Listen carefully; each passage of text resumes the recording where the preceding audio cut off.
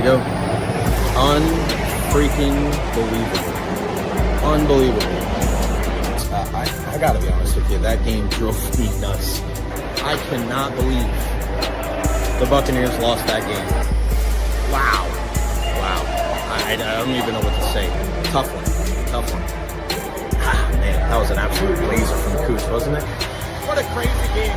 The Bulls are bowl bound for the third season in a row. An incredible performance. Hey, listen, we know the competition. They did what they had to do. No more silver linings. No more moral victories. It was put up or shut up time. And boy, did they rise to the occasion.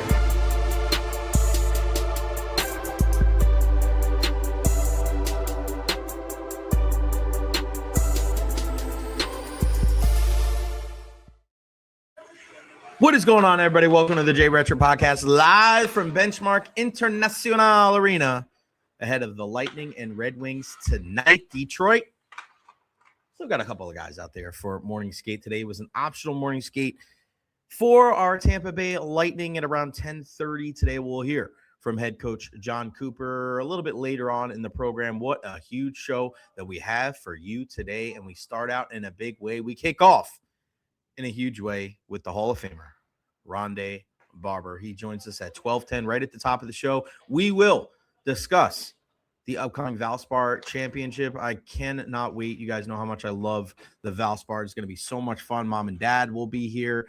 They fly down, I think, a week from today, and then we'll be there on Friday and Sunday. So if you are there at Innisbrook there, at the Valspar Copperhead course on Friday, and on Sunday, make sure you guys come on by and say hello. We will be off, obviously, next Friday from the show because, we'll be on the course chilling with Mom and Dad. Also on the program today at 12:30, our weekly injury report with Dr. Carlos Rodriguez, the Evara Health Injury Report. A big thank you to our partners, Evara Health, as well as Honest Hammer Custom Builders, LLC.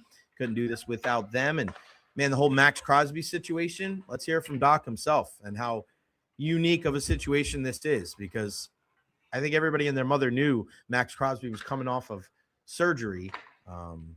So why was this such a surprise? We'll get into it with Doc at 12:30 today. Also, 1 o'clock, that is when we'll hear from Jon Cooper. 1:20, somehow, some way, Team USA is still in the World Baseball Classic, and then we'll finish things off with one of the members of the Four Horsemen, our guy, Ed Encina. They are not happy right now.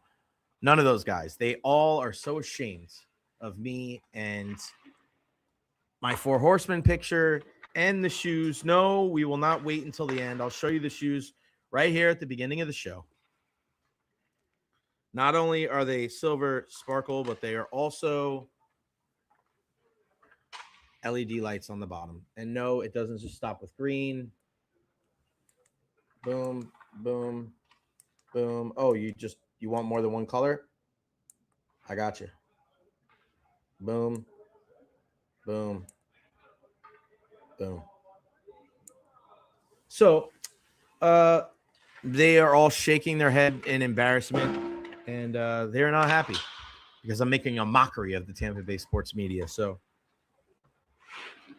I'm waiting for a text from Ed to say that he's canceling it. He's not going to be here today because he's ashamed of me, but it is what it is. I had to do something. I mean, this team playing as poorly as they have.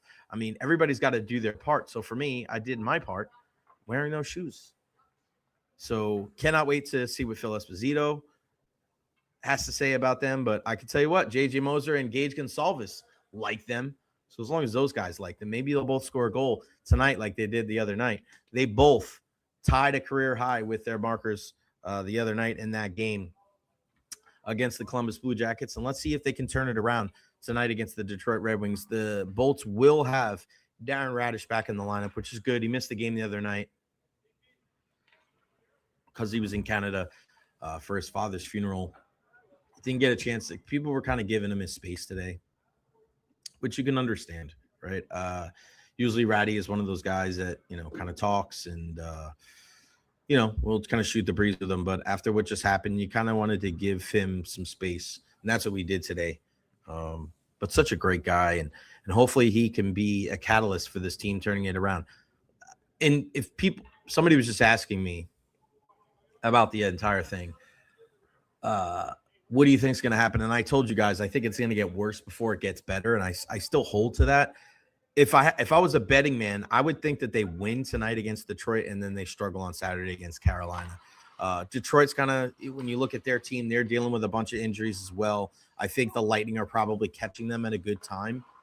And listen, is it gonna be perfect? Does it have to be beautiful right now? No, it doesn't.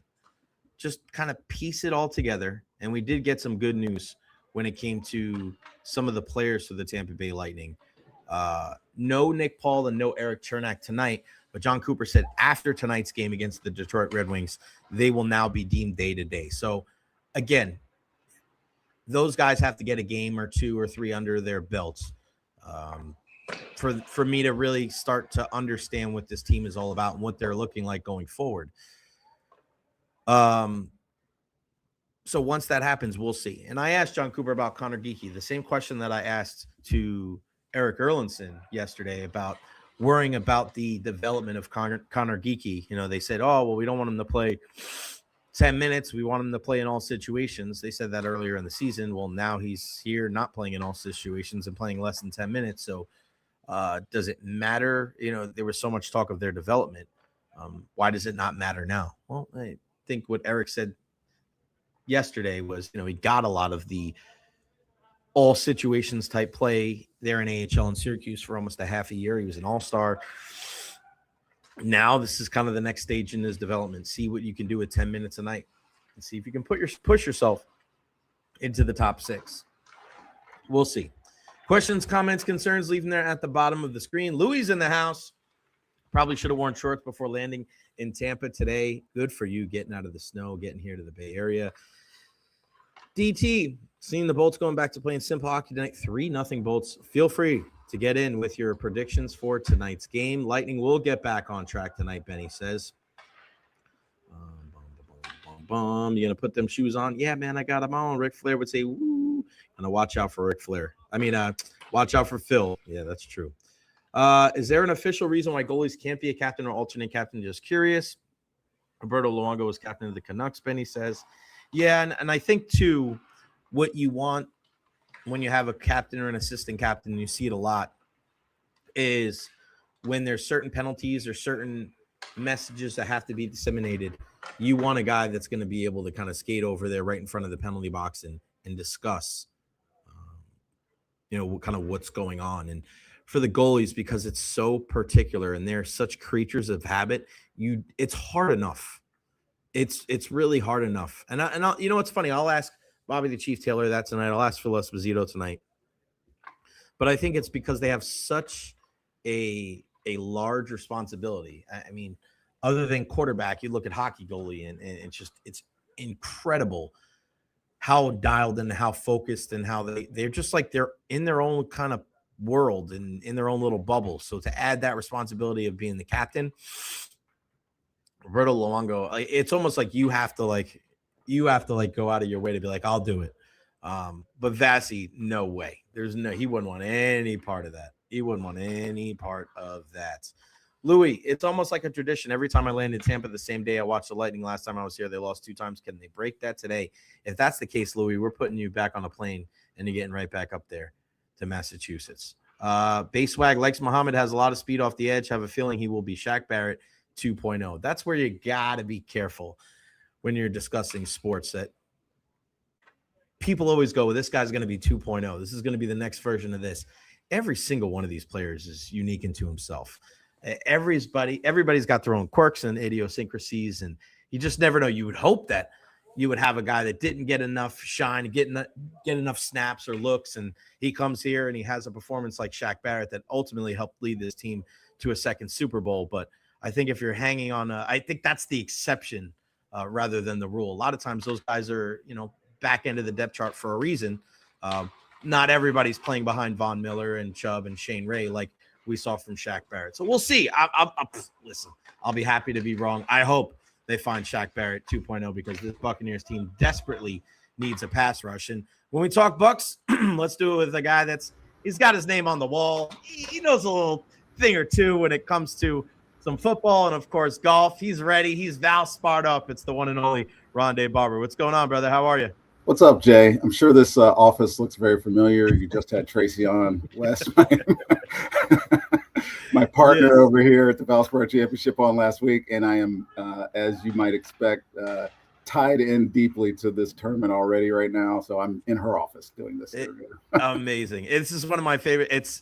I was telling her last week, my mom and dad, they booked their flights like 8 months in advance to come down to the Valspar. Dad loves walking around.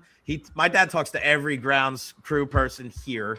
My mom just loves sitting here listening to the bird. It's like the one thing that's great about the Valspar Ronde, it really, and even more now, it really has something for everybody before, during, and after the tournament, don't it? Really does. I mean, we've made it much more than a golf event, and that's really the credit to Tracy and her staff. I think before Valspar came on board, it felt like just a golf tournament. It was hosted by the Copperhead Charities, but titled by a bunch of different companies over the years, Transitions, whatever, Chrysler, whatever it was, JCPenney way back in the day when it was a mixed field event. But Valspar has really changed the kind of paradigm of what we are. Made it the most colorful PGA Tour event in the world. I got to throw that tagline in every time I do an interview. I got to throw that tagline. I got to do it every time.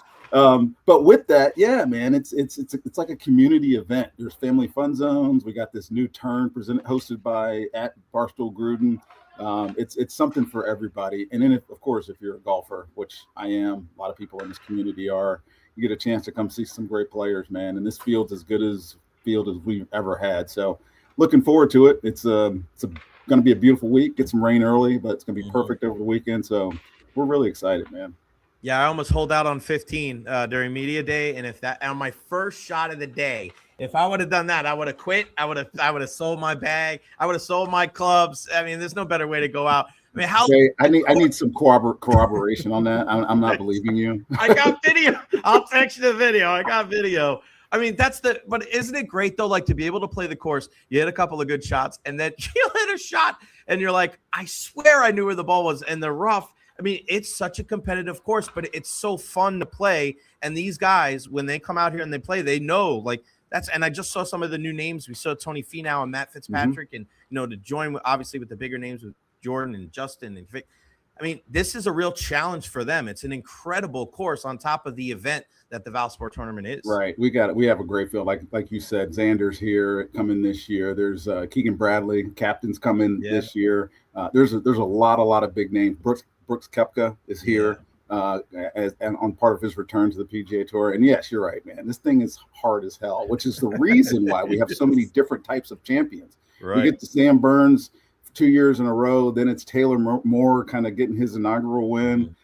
Peter Malnati with that emotional win like 2 years ago. And then we get last year, Victor Hovland, who nearly withdrew on Wednesday prior to the event, finding his form and winning, right? And, kicking his season off. So I think that's part of the charm of this course, that it is very difficult. It's not a bomber's course. You have to shape it. You got to move it both ways. You got to get the undulations, which you don't normally get in this part of the state.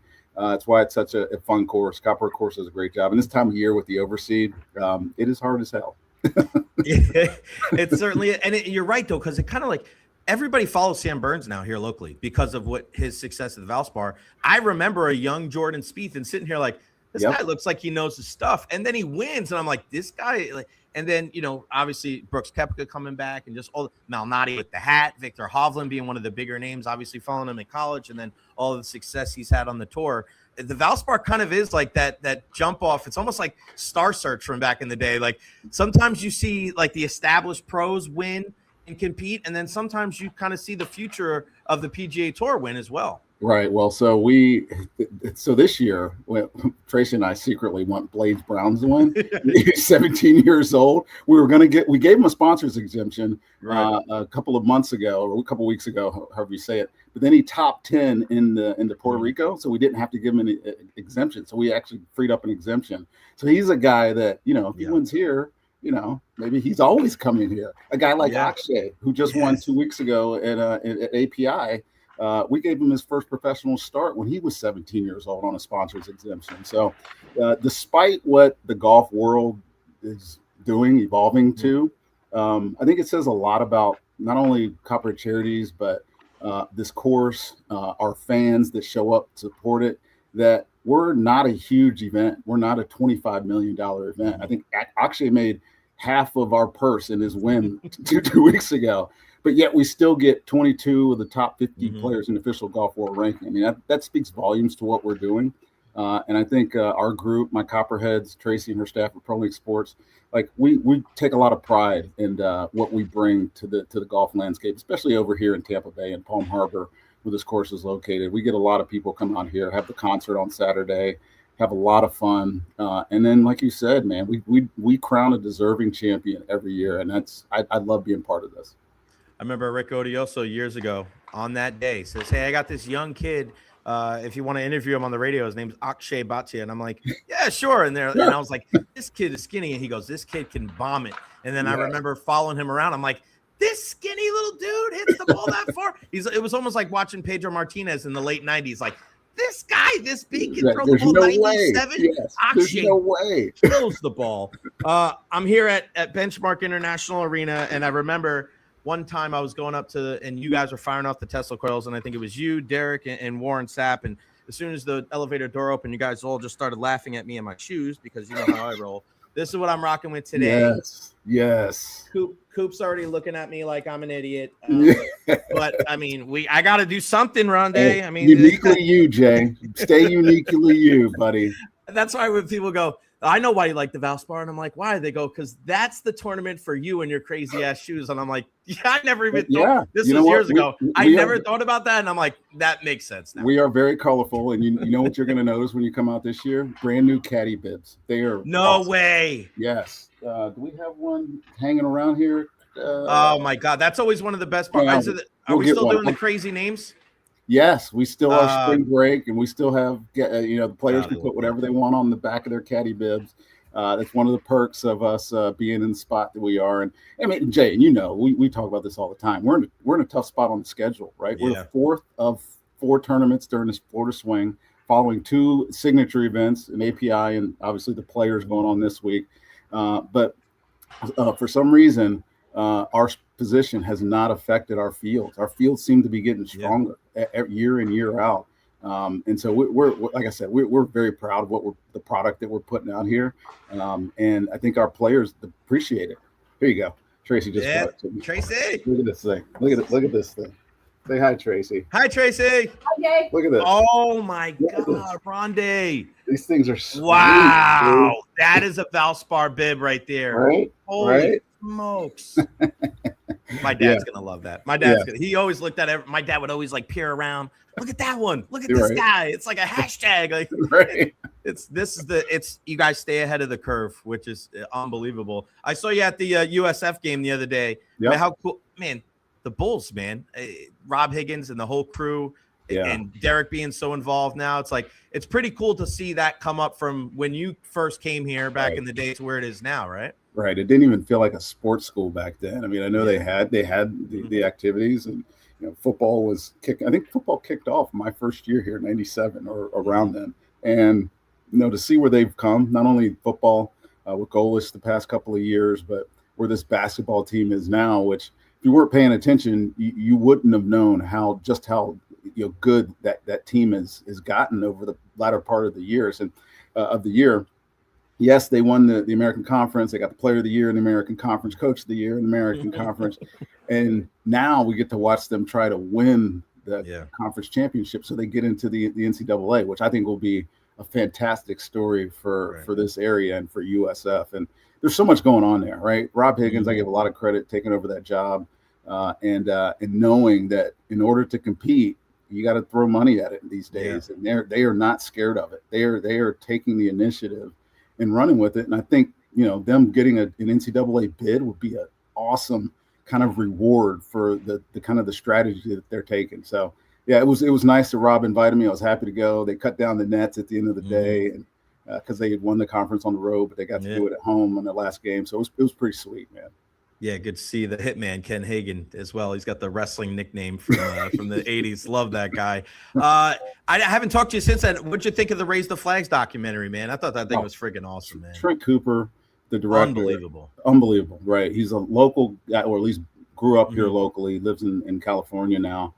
So he knows everything about the Bucs. I thought he was a great choice to do this because he's had the feelings about the Bucs for years. And he talked to me at one point towards the end of the season. He's like, the one thing that I wanted to accomplish, if you watch Raise the Flags, whether you're a Bucs fan or just a football fan or just curious about the 50-year history of the Bucs, I want you to feel something. And talking to a lot of people that have been here, guys that covered it with us over the years, Brad from WTPS, he told me today, he goes, dude, fourth or fifth episode, the episodes that he was, that he knew he was around for a lot, like he's in tears. Yeah, and I was like, yes, you feel something, right? You feel some connection to what we created over these 50 years of Bucs football. And I could not be more happy with the way that it turned out. And then finishing it with Brady and, Mike Evans catch and all that stuff, man. Like, there's a lot of great history here in Tampa Bay over 50 years. And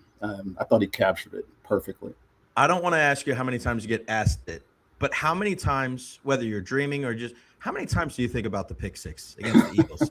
Like, how many times? Like, because does it go away at all? Because, like, listen, I coached we won the Pony World Series in 2011, my little guys, and even myself, and it's obviously on a much smaller scale, but every once in a while I'm just like, that was pretty cool, man. Right. But you do something that people come up to you in the street, you shut it down. So how often do you just, like, unprovoked, are you just kind of sitting there and you go, that was pretty cool, man? Not unprovoked anymore, but I will tell you, Jay, for about a year after that, like, I was high off that moment. It didn't matter. I had surgery that offseason on my knee because I really messed up my knee during the year. And I was in pain for a long, long time, but I was still pretty good because I knew I had the play that sent us to the Super Bowl. Now, 20, how many years now? 24 years later, that I think it would still last as the greatest play in Bucs history. No, I didn't think that. So now when somebody new meets me or somebody from the Northeast or Philly, if you will, it's the first thing off their lips. They're like, oh my God, and so I do relive it. I do relive it a lot. And you know what I like reliving? Why I like reliving it? Because I like to hear what people were doing or what they were experiencing, good or bad. If they're Philly, whether they were throwing, stuff at the TV or if they were Bucs fans, how they were celebrating in that moment. And it always brings me back to it. So it's a pretty cool memory to have. You guys had a lot of fans in the New York area when I was living up there during that time because there was no chance in hell we wanted Philly winning. So we're like, we got Bucs fans all around. Speaking of the Giants, I don't know if you saw this, but I got a bone to pick with your brother taking a picture with Jurgen Klopp. Oh, come on, Tiki. Dude, Tiki, for some reason, 10 years ago, maybe 12 years ago now, I'm a huge United fan. Obviously, I got into soccer when the Glazers bought Manchester United. So I've been a fan for a long time. And me and my buddy, Jeremy, he lives in Texas, is also a big United fan. He was my director when I was at Fox. And so we talk United. And Tiki's like, well, I got to get into this. And I was like, yeah, man, just pick a team. Whoever you want to root for. Pick United. He's like, I'm picking Liverpool. And I was like, you bastard. That's it. For all the kid that grew up a Giants fan. Yes. I threw up on Harry Carson in training camp in 1985. On him, Bob Glover for New York Sports. He was like, I got to talk to Harry about that. Yeah, Mark Bavaro prayed for me because I had a lot of ear infections when I was a baby. Right. A big-time Giant, always Tiki. We loved holding the ball high. Yeah. You know what I mean? We stuck through you, and now I think I might officially close the door on Tiki. Now he's gone. And it's funny. We were at Army Navy a couple years ago, Zach and I, and Tiki went through the whole gamut, and the last stop was Tampa.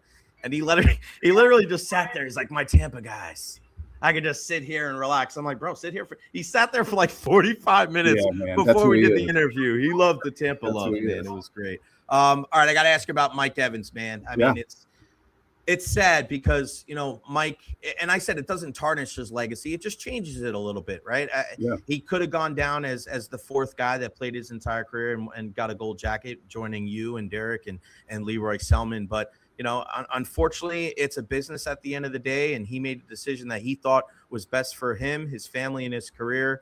What's kind of just your overall takeaway of Mike moving on and going to play in San Francisco? Yeah, I mean, I hate to see it because, I wanted him to be one of those guys. Being a single team guy is rare. And I mean, I know how rare it is. All you got to do is look at the first couple of hours of free agency and you see all these guys moving and understand that the landscape of football is different now. And you know what?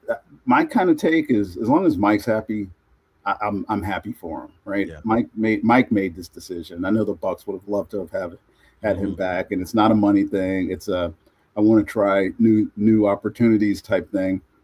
And I was telling somebody else this the other day. At the end of my career, I had a bunch of one-year deals to finish out my career, and I always made the choice to stay here because it was important for me to stay here. Mike definitely has a lot left in the tank, man. Like I think we went from the beginning of the year. And I know this because I talked to Mike briefly. Yeah.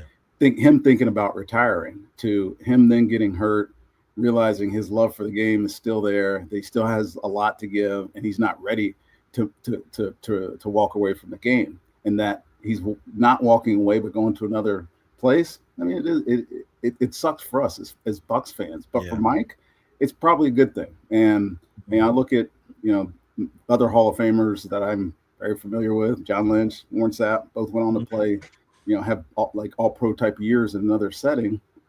And we hate to see it, of course, but you know what? You're just happy for him. Let him live out his dream. If his dream's not here anymore, that's fine.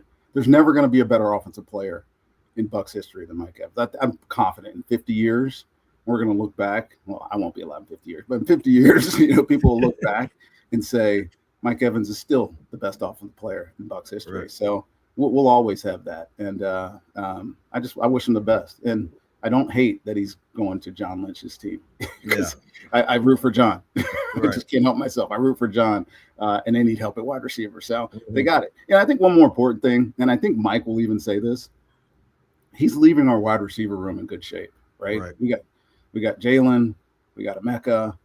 Tez's rookie year was more than you could expect for. And to be honest with you, this gives an opportunity for Chris Godwin to be a wide receiver one, go into the season, maybe being a wide receiver one. And I don't know if that was in his mindset, but I know he feels that he left that wide receiver room in good shape, and they can probably get by without him. So Baker might not say that, but but I think the team's in pretty good shape. Where do you think Levante's leaning? I don't know. It's tough, right? I haven't. It is tough. Yeah. Levante, again, like Mike, he has the right to make that decision, right? Now, I think as a player, when you start to get older, you have to take into account a couple things. Are you still effective at what you're doing? One, and I think he is not the prime Levante, but he's still effective. And two, can you get yourself ready for another whole season at 4 or 5 years old?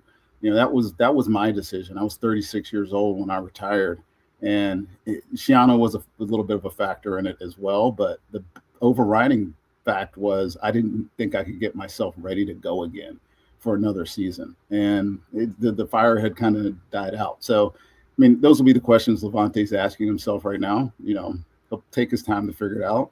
I'm sure free agency will have something to do with that as well. We signed Anzalone, so we're already kind of looking for guys that can replace him if he does leave or he's not with us. But I would imagine it's either retiring or playing one more year here. I don't know.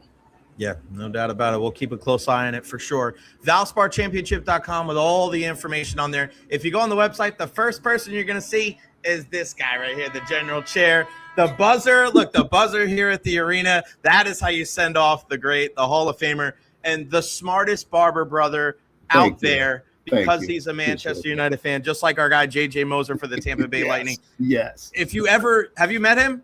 No, I haven't. I got you. This is I've been here 12 years. I don't think there is a professional athlete that loves talking to the media more. about absolutely nothing than JJ Moser. And he's a huge Man United fan like myself. And he'll be like, Jay, what did you see? What did you see? I'm like, right. And they're like, Jay, Jay, you got to go. We got to go, bro. We need to go get a pint together then. Yes, no doubt about it. The great Ronde Barber. Ronde, I appreciate it. I'll see you next week on the course, my friend. See you, Jay. Thanks, buddy. You got it. Thank you. The great, the Hall of Famer, Ronde Barber. He is the man. Valspar Championship.com. Go out there. It's just amazing. You saw the bibs. How often? I can't wait. It's my favorite time of the year. And, of course, you get to see mom and dad, which is really, really cool. Ronde, really, really good stuff there on Mike Evans and everything else going on. And the stars keep on rolling in. And it is our good friend, Dr. Carlos Rodriguez, the Evara Health Injury Report. Doc, what's going on, buddy? How are you? Hey, I'm doing great. How are you? Hey, we setting the bar high, buddy. Going from a Hall of Famer to a Hall of Famer here, buddy. I wish. All right. Tell us, how did it go? How'd the baseball tournament go? It went great. I had a blast. I went 5 for 12 with 2 bases on balls and then a stolen base, scored 6. So a great weekend.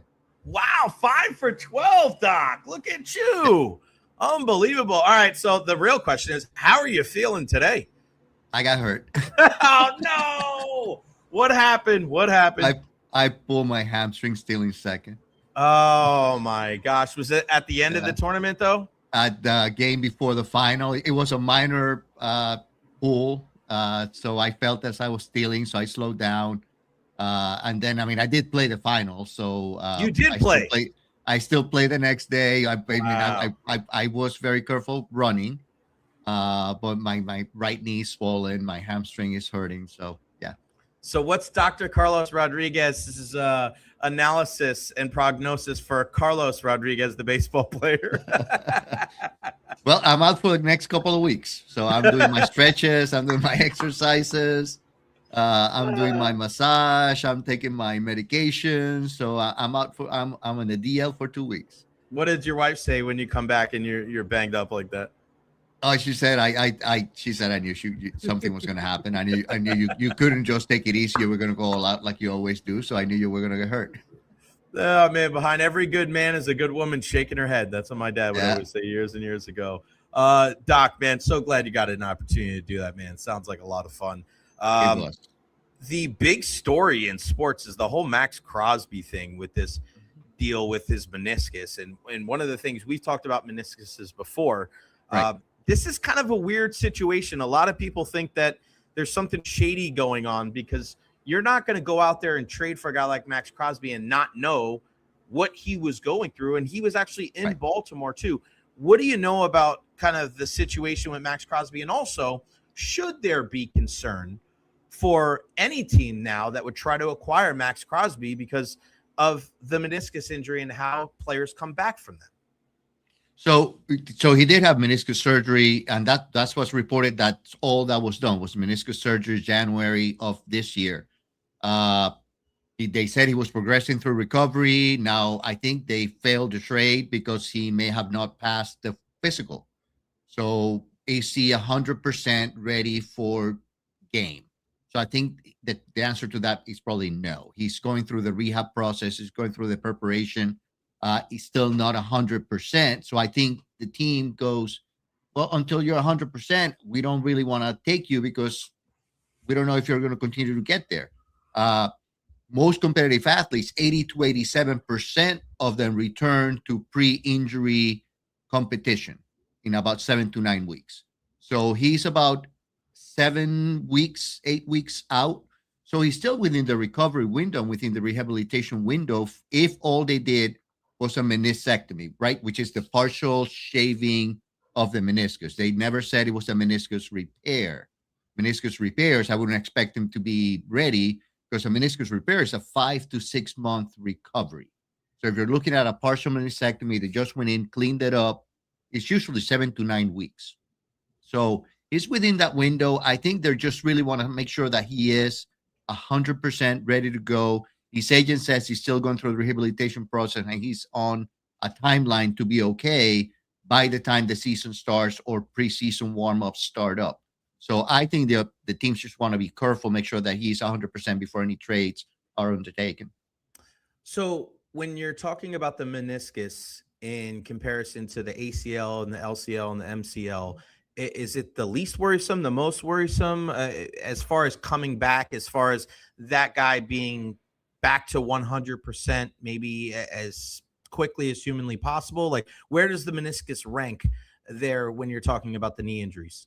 So I would say the meniscus is probably the more difficult one, because an ACL, you tear your ACL, we're going to replace it, build your new one. And it does take a long time to come back because of the rehabilitation process. But most people after an ACL reconstruction are back to performing like they were before. Same thing with an MCL. If an MCL is replaced or repaired, usually you go back to pre-injury performance. Meniscus is a little different because the meniscus is, it's a cartilage that sits between the two bones. And it's like a pillow. It's a cushion between the two bones. It's shaped in such a way such that the round form of your femur, your upper bone, fits on the flat plate of the tibia, your lower bone. So it's got very specific function for the distribution of weight. So the only way to take care of it is you shave. If something is torn, you shave it.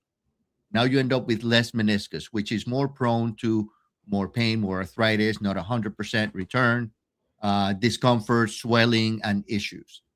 If you repair it, which you can only repair it if it tears at the edge in the periphery where the blood supply is, it takes longer for it to recover, but it's a better prognosis because the meniscus has been left intact.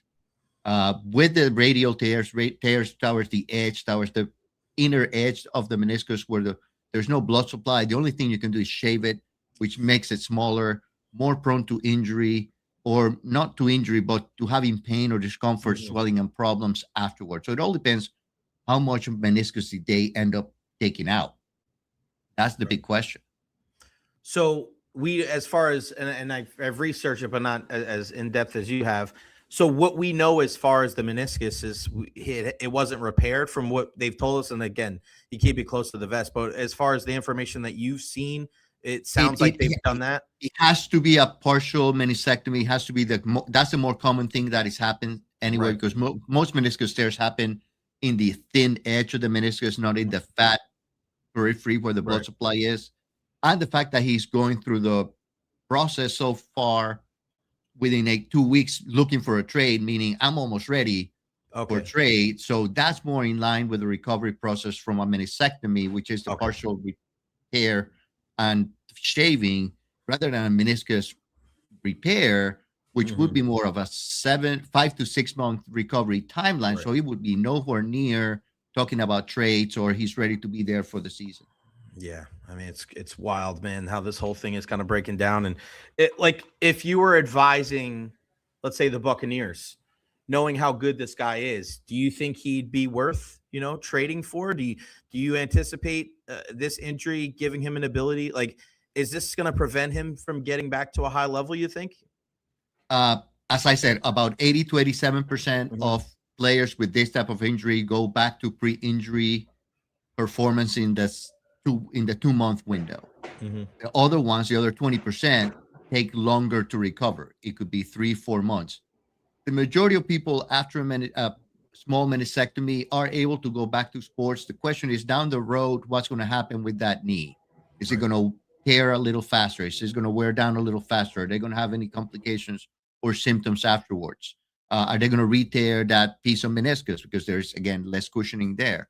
So my advice to any team right now would be wait about a month, see where he's at in about a month in his rehabilitation process, in his workouts, then put him through a physical, put him through all the different routines that you put a player through before you sign on a trade to allow him to have a large enough window for recovery from the typical meniscectomy type of surgery.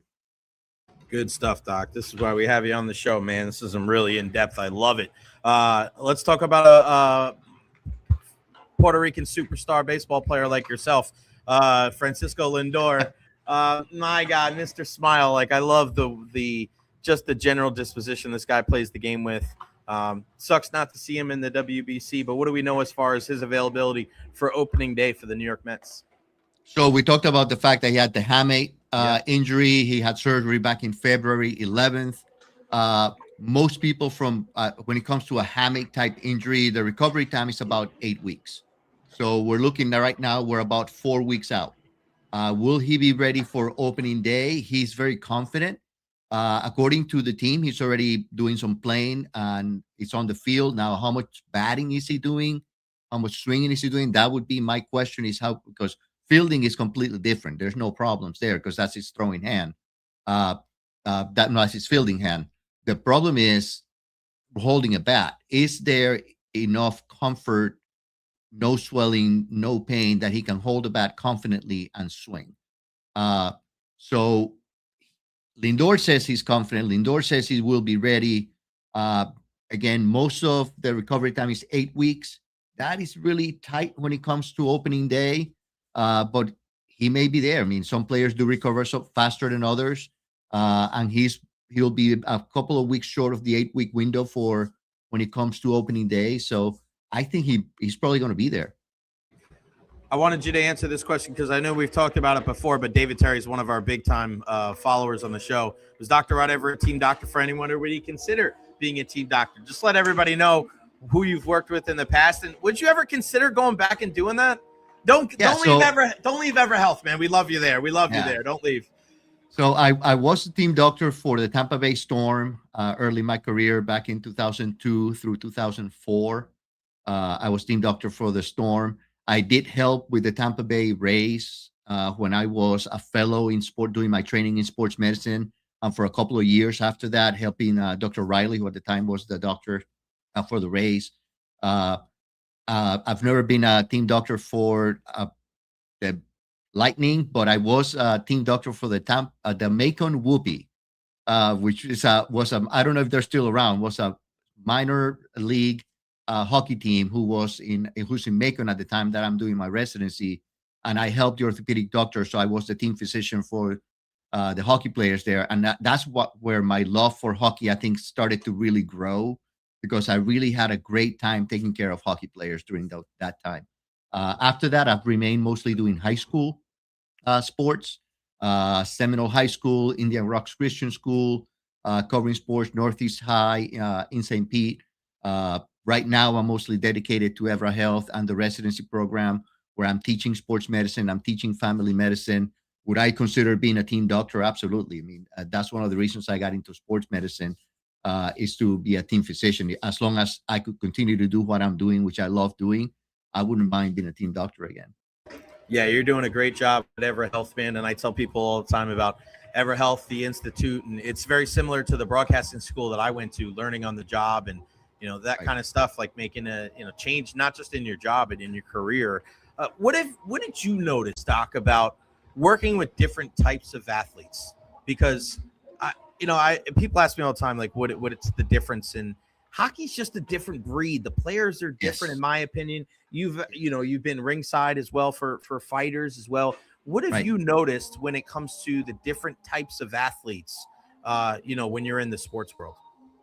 I mean, the hockey players, to me, the passion that they have for their game, the love that they have for their game, and their athletic skills, their athletic ability is just impressive. And just the attitude to play the game and just be there and put it all out.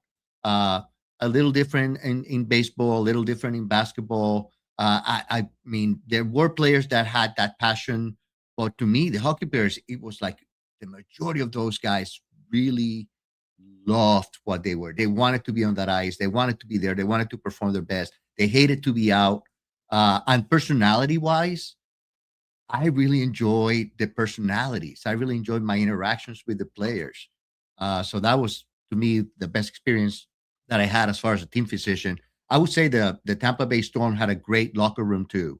That was a great group of guys. I really enjoyed my time there too. Who is the most famous person? Are you allowed to say that? Dr. Client privilege? Are you allowed to say who the most famous person you've ever worked with? Well, I would say that I work with, it has to be boxing. Yeah. But I would say that personally, one of my most satisfying, because growing up, I watched them do all kinds of stunts and crazy stuff, was Evel Knievel. Oh my gosh. How did that go? How did that come about, Doc? He lived in Feather Sound. And when I started my practice, he lived across the street from where my practice was. And he walked in one day. I didn't know who he was. And then he told me he was Evel Knievel. And I was like, what? Are you kidding? So I was his physician for a while, for about 3 to 4 years. So that was a great experience. And that's probably, I would say, if there's a name out there, that was probably the most famous person I've ever taken care of. What was his body like? Going through all the damage and crashes over the years, man. Yeah. So I mean, there's a lot of of all the crashes and everything that he had. So there was a lot of bone fractures and breaks that he had over the course of years. So there was a lot of issues that he had because of all the injuries that we know he had during the course of all this crazy stunts that he did. Yeah. Unbelievable, man. That crazy. Talking to hockey, Brad Marchand is the guy that we've come to love to hate here in the Bay Area. Helped the Florida Panthers win a Stanley Cup last year, but man, he seems like he's been fighting an injury. They'll probably shut him down for the rest of the year here soon if they haven't done that already. What do we know about the Rat? Because it seemed like he was not 100% for the Olympics, and I don't know if he'll be out there again. So it's an undisclosed lower extremity injury, and I mean I gotta love this in hockey. They don't want to say what it is. So it's some sort of lingering lower body injury, whether it's a hip, a knee, an ankle. I mean, I'm always thinking knees and ankles are the more common things. Hips are not that common. So it's a matter of what specifically is going on. Is it a knee issue? Is it an MCL issue like Point had? It's something else. Is it a sprain? Is it a high ankle issue? Is it something different? So he's having doctors take a look at him again. He may have some further imaging done just to see specifically what is going on, and then whether any surgery will be required to recover from the current injury that's just lingering. So I think the thing is, I think they've given it, whatever is happening, they've given it time to see if without surgery it will heal. I don't think they're expecting the results over the time that they've given him. So now they're looking at, is it better to just shut him down and pursue surgery, which at that point I'm thinking, is it a major ankle issue or a knee issue, maybe even a meniscus that we were talking about before, whether most meniscus these days, we try to give it conservative management. Maybe it's not getting any better, and at this point they're thinking about surgery. Big golf tournament coming up next week here locally in Palm Harbor with the Valspar. Have you ever been to the Valspar? I have. I went there. Oh, that's awesome. I think the first year, and then 2 years after that, I went again. I had a friend who had tickets, and he invited me. So I went, and I was in one of the tents, and I was in one of the nice. In one of the par 3. So I got to see all the people do the par 3. So my son wants to go, so I may go this year. If you do, text me, Doc. Me and my parents go every year, Friday and Sunday. So let me know if you go. That sounds great. We'll be hanging out there. Rory McIlroy, obviously one of the bigger names in golf. What do we know about him, and whether he'll be back out on the course sooner rather than later? So I think it was this past weekend he was playing at the Arnold Palmer Invitational, and he pulled out before the beginning of the third round on Saturday with complaining of back spasms and back pain.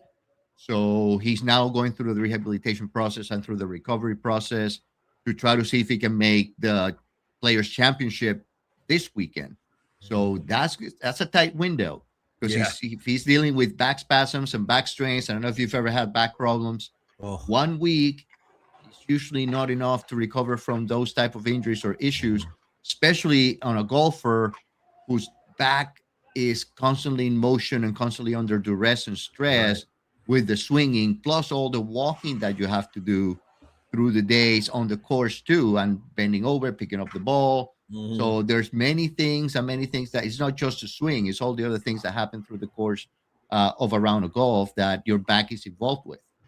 So simple things such as picking up the ball from the cup, you can throw your back out. So I think it's going to be it's a tight window. I don't know specifically what issues he's having or if he's had issues before. But to me, it's going to be very tight. I think he's going to try it. And if he doesn't see that at the practice rounds, things are ready, I think he may pull out. Yeah, maybe he'll pull out, save another week. Maybe he'll sign up for the Valspar late. That'd be nuts. Every time I think of like a back or a core injury, I think about the discussion we had about George Springer, and it's just like no way he's playing. And then you saw how much in pain he was, and it's just like, all right, it's in the World Series, right? Like that's the time when you're gonna push it and be like, I got the next couple of months to repair and just recuperate. I wanted to ask. Yeah, but in that case, as you said, it's the World Series, right? It's it. That's the end of the season. PGA Tours, the season's kind of starting, right? So you got to think about the Masters. You got to think about the Open Championship. You got to think about all the things, the U.S. Open, everything, all the majors that are be coming up. So do you risk the season at the beginning right now? I think Rory would be very conservative. Right. And if he doesn't feel 100%, I don't think he's going to go. All right, before I let you go, I want to ask you about a couple of basketball injuries with Steph Curry and Tyrese Maxey. And now every single time I see any kind of finger injury, I'm thinking about, all right, one of like the mallet finger and things like that. And I'm getting smarter, Doc, slowly but surely. I will always defer to you. I'll never pretend to be an expert unless I stayed at a Holiday Inn Express last night. Then I'll just lie and say, yeah, I'm Dr. Rodriguez's fellow, youngster, Jay Recher here. What do we know about those 2 point guards and their injuries? So Steph's dealing with a right knee issue. It's been reported as what we call patellofemoral pain syndrome, or maybe some bruising around the knee cap area. This is lingering since January 30th is when it started to happen. Now the team has reevaluated him. They're giving him another 10 days to recover, maybe another 4 or 5 games that he's going to miss. The thing with patellofemoral issues and patellofemoral syndrome problems is it's not a short-term acute issue. It's a chronic, lingering issue of knee pain where the cartilage behind your kneecap starts getting inflamed.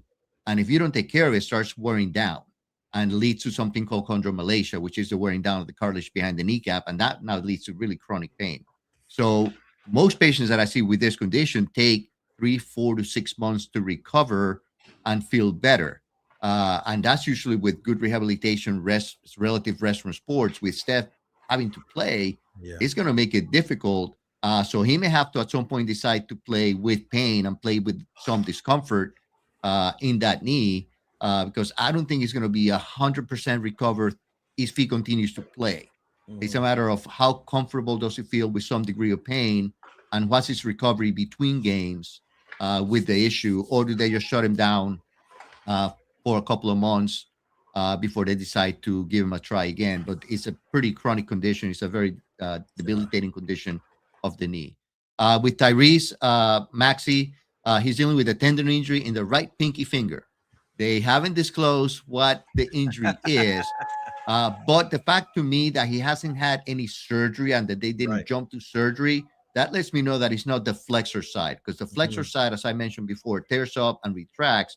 And usually you need surgery for that. It's what we call a jersey finger. So it's got to be on the extensor side. So whether it's, again, the mallet that we talked about or the boutonniere, which is the one in the middle, the recovery from that is splinting. So and it's usually for recovery, splinting for about 12 weeks. So is he going to wear a splint for 12 weeks, or is he going to accept the fact that, my finger's just going to be slightly deformed like most basketball players' fingers are, and decide just to go out there and play once the pain is better without having to worry about the fact that the pinky is going to be a little bit deformed. So the deformity is not usually major. It's not a major problem when it comes to your daily function and daily living, and even shooting shouldn't be a problem. So I think it's a matter of him determining, do I want to wear a splint for 12 weeks, let it heal, and I'm out for 12 weeks? Or am I able to play with a splint on my shooting hand? I think that's difficult. If it was a non-shooting hand, I think it would be better. He will be able to play with a splint, but the shooting hand, wearing a splint is quite difficult. So do they decide, just live with a little deformity you're going to have, and we'll tackle something later regarding surgery or regarding any interventions after the season? Or do we wait 12 weeks for you to heal it? Right. My goodness, man. Never a dull moment in the sports world. What do you got going on this weekend? It's got to be a lot less entertaining than what you had this past weekend. Oh, no. This weekend is rest and recover. You got to knock some of the things off on the honey-do list or something. Yeah. As long as it doesn't involve climbing ladders or anything like that. That's right, man. That's right. You know what you could say? Hey, my doctor said I need to take it easy this week. That's what you got to do. Well, there's a lot of baseball going on this weekend with Yes. WBC, so I'm probably just going to sit at home and watch. Hopefully, Puerto Rico win a WBC or see what happens. I mean, there's a lot of great teams. Italy's playing amazing. Unbelievable. So, Who do you think's going to win? Don't take your Puerto Rico hat off. Who do you think's going to win? I mean, the DR just has an amazing team. How much does that hurt you to say that? It does, because I mean they're rivals, but I mean the amount of talent on that team. Although I mean that game with Venezuela last night was great. I mean Venezuela almost tried to mount a comeback there, but the DR, I mean, it's just they have the pitching, they have the batting power 1 through 9, so it's just an amazing team to watch. I mean, I think the DR could field 2 teams. For the WBC. So yeah, it's amazing. I remember growing up playing in New York City as a teenager, and just the battles between the Puerto Ricans and the Dominicans. And here I was, usually El Gringo Loco. That was my name, Solo Gringo. I was the only white guy around, and I would just be stuck in the middle. And they'd say, "Which side do you want to go?" I guess I'm on my own side. I don't care. I don't want to either side of this one. He's on our side every single Thursday at 12:30. The one and only Dr. Carlos Rodriguez. Doc, rest up, get better, my friend. Thanks for making our show a whole heck of a lot better. We'll talk to you next week.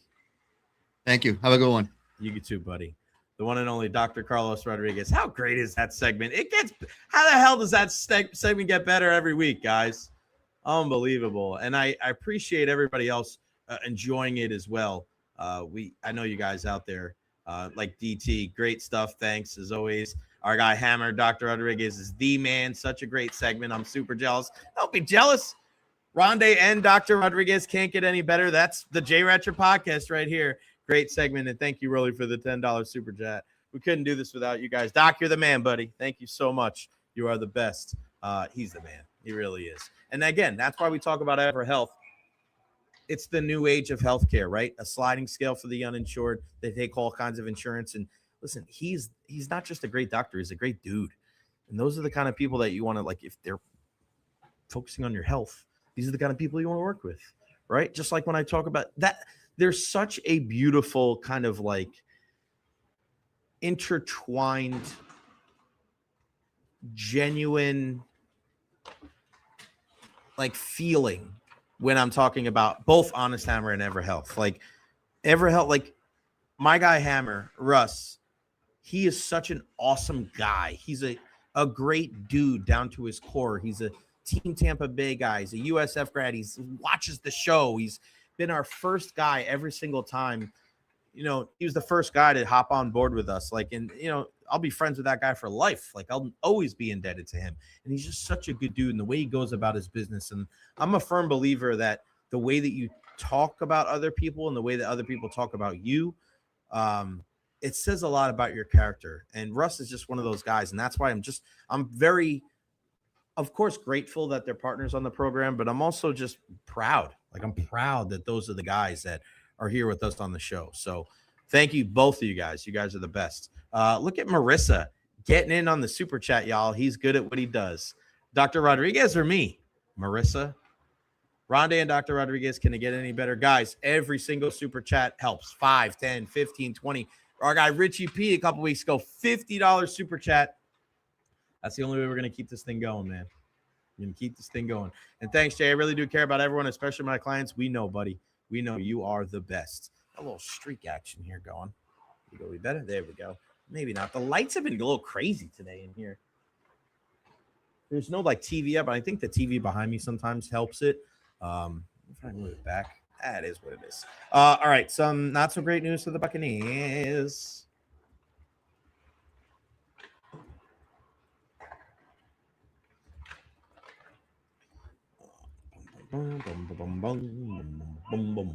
We'll hear from head coach Jon Cooper here momentarily, but I want to talk about this first.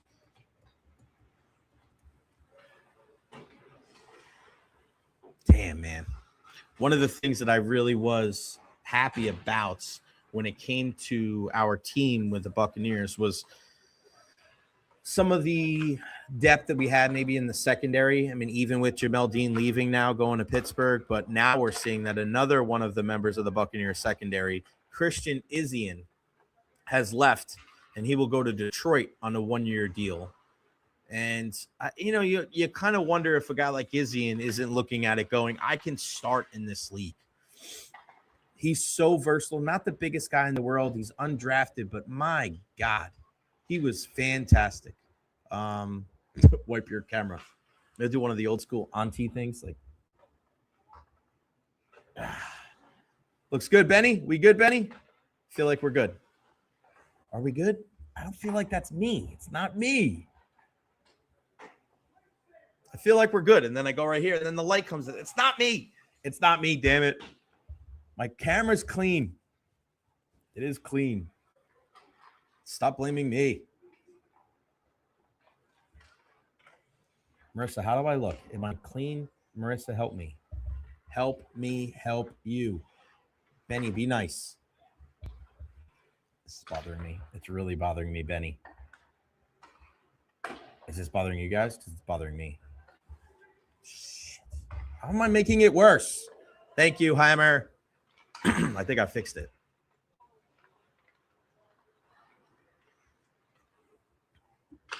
Well, thank you, Marissa. You're kind of cute. I think I'm going to ask you out.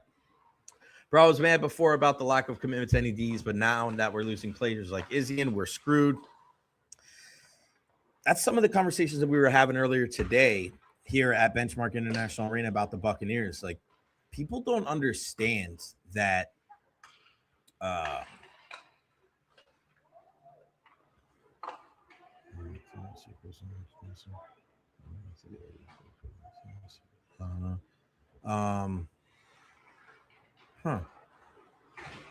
my buddy just said something about one of the videos. I think we're okay. I'll check it out later. You're perfect. Don't worry. How sweet are you? The Buccaneers, they have to understand that this whole Mike Evans situation does not look good. It does not look good at all. And it's starting to become a thing. Now you start thinking that things that weren't as important, like the NFL report cards and the owners and the travel, wasn't that big of a deal at one point. Now it seems like it's a lot bigger of a deal as we get closer and closer, or excuse me, as we go after this entire situation with Mike Evans. What's going on with the Buccaneers? You know how it is. It's like when somebody breaks up or something bad happens and you go, or a restaurant. Here's a good analogy. Like a restaurant that used to always be popping. Now it's like, it's empty on a Friday at 6 p.m. The Buccaneers are kind of like that restaurant. It was the new happening place downtown, and it was busy 7 days a week. Open for brunch, open for lunch, open for happy hour. Open late, 2 a.m., half off appetizers after midnight. The Buccaneers were the new poppin' restaurant in the Tampa Bay area. And now it's empty on a Friday night. It's empty on a Sunday afternoon. And people are going, what's going on with that place? Is it the food? Is it the ownership? Is it the service? Is it the environment? I think the answer might be all of the above. That's scary.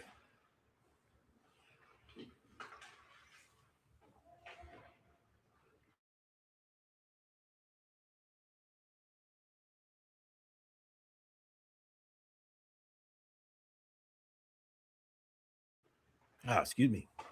A lot more people are starting to ask what's going on with the Bucs. And this is here with Chan. The tank for random new coach for the Bucs starts in 5 months. Let's go. Oh no, we suck again, Chance. I can't understand the Mike Evans hate. I don't know if there's hate. I think people understand. I think it's more about what Steve's saying here, Todd Bowles and the team. I don't know if it's necessarily about him. All right. I need to take a break. Rest my voice. Let's hear what Jon Cooper had to say from earlier today after morning skate. Coop, let's take it away.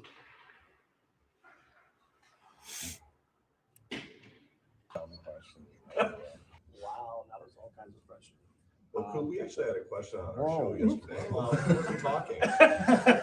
So a fan was wondering, like, when you're struggling with the puck, when things are just winds in your face, like, how do you get out of it?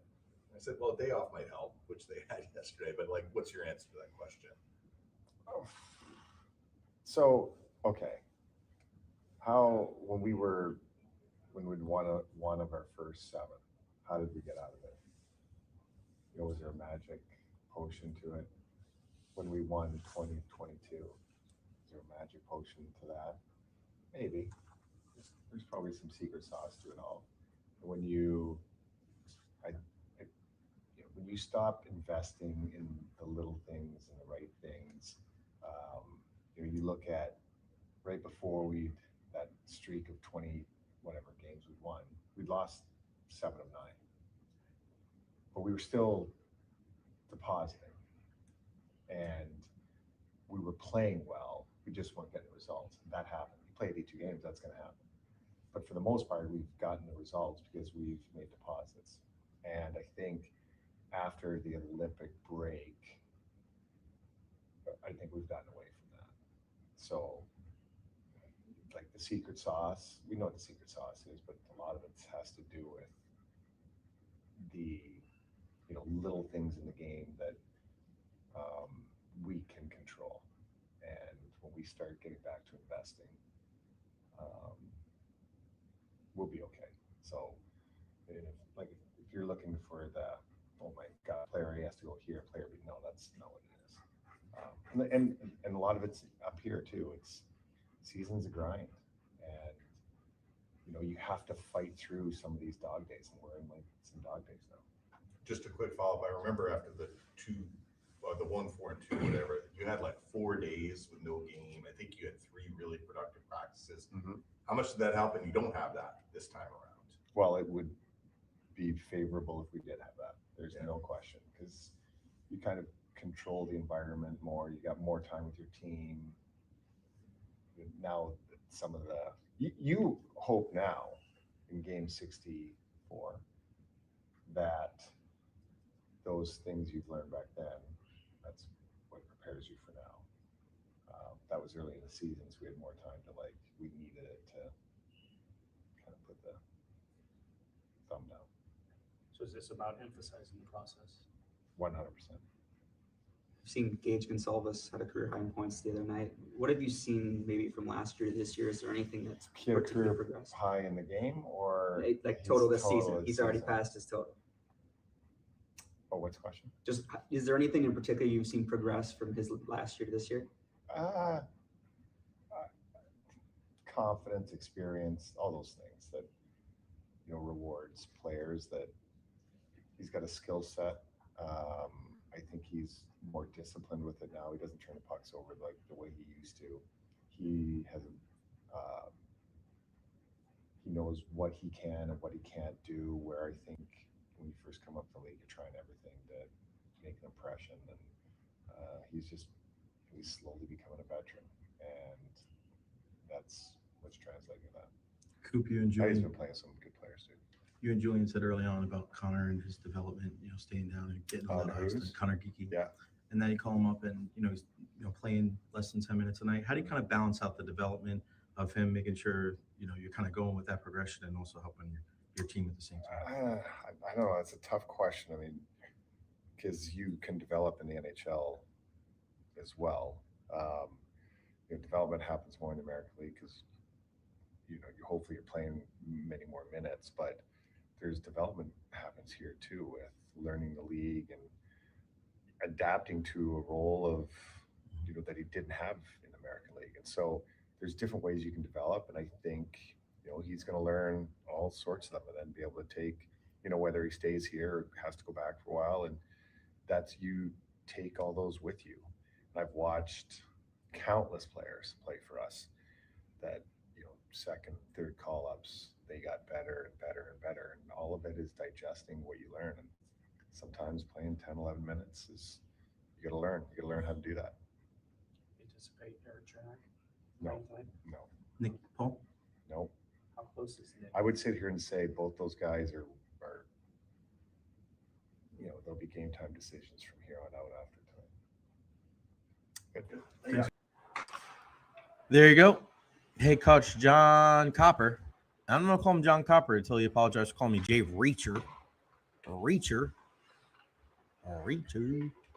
Love it. But yeah, positive sign for Coop. I think for the team as a whole, as you're getting guys back, Gage Gonsalves, I got a chance to speak with him. And I'm posting it right now. That's what happens when you're your own producer, folks. You got to post stuff all the time. And I just found out my buddies, one of my old buddies from back in New York said my recent USA video doesn't have any audio to it. So I had to check that out. And it doesn't. So I have to change that later on. After I thaw out, Benny says, thaw out. But yeah, when you look at the Bolts, I still think it's going to get a little worse before it gets better. And tonight, listen, they may make it work against Detroit, but they still have to reincorporate Eric Chernak into the lineup. Still got to get Nick Paul back into the lineup. We hear from Jon Cooper that both those guys will be out tonight. However, they'll be considered day-to-day after this game against Detroit. So that is certainly a step in the right direction. The leaders have to play better. And I said this yesterday. Ryan McDonough, Victor Hedman, guys like that, they have to take a step forward. No mistakes. That first pass is big. And I wonder if they change up the D pairs a little bit, because they did have Hedman with Santini, and then Moser with Carlisle, and then McDonough with Charles-Edouard Dastu. I think those guys will stay together, McDonough and Dastu. But I wonder if they put something where they put Hedman and Moser back together. Because remember, that's the combination that started. Those were the guys together at one point. But for some, obviously Hedman got hurt and Moser was playing with Radish. But there's the other thing. Raddy's going to be playing tonight. So Moser and Radish. Do you play Carlisle then instead of Santini? Because the Lightning like to keep their left-right. But Santini was still out there when we were in the room. So my assumption would be that the D pairings tonight will be Moser and Radish, McDonough and Charles-Edouard Dastu, and then Hedman and Declan Carlisle on the third pairing. So we'll see if that comes to fruition. Did Coop say anything about my shoes? No, but he probably saw him. He didn't see it because he want to, But after the game, I'll take full responsibility, good or bad, if the Lightning win or lose. I think they're going to win 7-0 or lose 7-0 tonight. If they win 7-0 tonight, I'll probably sit there with my feet up in the post game. If they lose 7-0, I'll probably go shoeless in the post game, and then go from there. So let's hear from Gage Gonsalves. This is really, really good. He's such a good guy, and to be able to hear from him, they needed him. They need some scoring punch back in the lineup. Here's what Gage had to say after morning skate today. Gage, great to see you back on the ice, buddy. You tied a career high in goals in your last game. Just take me through this entire year. It's you've had your ups, you've had your downs. Coming back from injury, it seems like you're kind of ready to roll for the back half of the season. Yeah, thank you first off, and yeah, kind of just from injury to probably not playing my best start of the year, having some ups, having some downs. It's been kind of another learning year, but we got a lot of awesome guys in this room that kind of help you out, whether it's like mentally on the ice or mentally away from the ice, just kind of sticking with it and sticking to the game you know how to play. And there's a reason that I'm here right now, and a lot of it's on the guys kind of helping me get over that little bit of a mental hump. So yeah, they've been awesome, and things are clicking, maybe not as of late for our group, but we all got to believe, and we're excited to try and get another win out at home here tonight. Fans are always going to freak out one way or the other, regardless of what happens. But how do you guys always stay even keel? You never get too high, never get too low. Does that come from Coop? Does it come from the veterans? Like, it's a long season, obviously, but how do you guys maintain that kind of mindset when things maybe aren't going so well for you? Yeah, I think it's a lot of step on the logo. I think it's a lot of kind of everybody throughout the room kind of just chiming in at different times. I think a bunch of times Coop will come in and try and settle us down, and then obviously with Hetty, Mac, Cooch, Pointer, whoever it is, can come in and kind of get us even keeled. And, they've done such a good job. Like, we went on the 20-game streak or whatever it was. Like, I don't want to say it probably sounds weird, but like the mood in the room still hasn't changed, even though we've lost 4 straight or whatever it is. So there's a lot of belief in this group, and we're excited to try and get a win tonight. What does it mean when guys, you've missed so many different guys, yourself included, due to injury, and when you get guys back, when you lose guys, do you get an extra boost when guys do come back? Yeah, it's weird to say, like, all right, we just got to play it's next man up mentality, but you're friends with these guys too, so it's kind of been one of those journeys where. Have you guys had when's the last time you guys have had a full group healthy, right? Yeah, it's always fun seeing, a guy come back, especially like you get to see all the work they do when we're at home too. You see them in the gym, you see them on the table, them taking care of their bodies or walking around and stuff. So especially when it's guys like, Victor Hedman, McDonough, Cherney, like all these guys that have played so many years in this league and they mean a lot to this locker room. So they're waiting on Paulie now, but you always get a nice little boost and next man up mentality has kind of been our thing the whole year, and whoever's been in the lineup has done a great job. Like I think during that win streak, we had like freaking 10 or 11 different D-man playing that game. So, it really speaks to our depths, and we're excited to have that because you never know in this league what can happen. So, we're glad to know that everybody can definitely pull their weight and do above and beyond what they're capable of. Engage, my guy. You're looking at a guy that needs to continue to take a step forward. He's one of them. He's just got to keep shooting the puck, regardless of who he's playing with, so he can be a factor going forward. No Andrew Kopp, no Dylan Larkin in the lineup for the Detroit Red Wings tonight. This is a game that the Lightning have to. Again, I don't necessarily know if this is going to be one of those games where you win and then you go on a streak, because Carolina's coming in here Saturday night, and that is a tough team to play when you are not playing the game the correct way. The Lightning, the way that they play and the way Carolina plays, it's not a good combination. At their best, the Lightning are a better team than Carolina, no doubt in my mind. But the way that they're playing, not consistent enough, and the inability for them to understand at this very moment how important it is on the defensive side of the ice, that I think that game could be ugly on Saturday. I hope I'm wrong, but I think it could be ugly on Saturday. Guys, if you're watching right now, whether you're on Facebook, on YouTube, on Twitter /X, kill that like button, man. Hit that like button, and please like and subscribe on YouTube. Share this on all of your social media platforms. Every single like, every single share, every little bit you can do to help us on the program certainly helps. A big thank you again to Rolly for the super chat. Marissa, I love that picture. And then Chan, $5 super chat. Thank you guys so much for your contributions to the program. Again, kill that like button on Facebook, YouTube, or Twitter /X. We'll talk a little World Baseball Classic here in a second. Again, if you're just joining us, the news from the Buccaneers that Christian Izien has left Tampa Bay. He is out there now with the Detroit Lions. I can't blame Christian Izien for moving on. And I don't know if this is one of those situations to where, like, it's the Mike Evans thing. This is a different thing. This is a different thing when it comes to the Mike Evans situation, because for Mike, I think it's the organization as a whole of where I'm at this point in my career and getting a chance to win, and knowing that there's another place out there for me to kind of finish my career in a way where I'm going to play with Brock Purdy and George Kittle and Christian McCaffrey, and then the leaders with Shanahan and John Lynch. That's that aspect of it.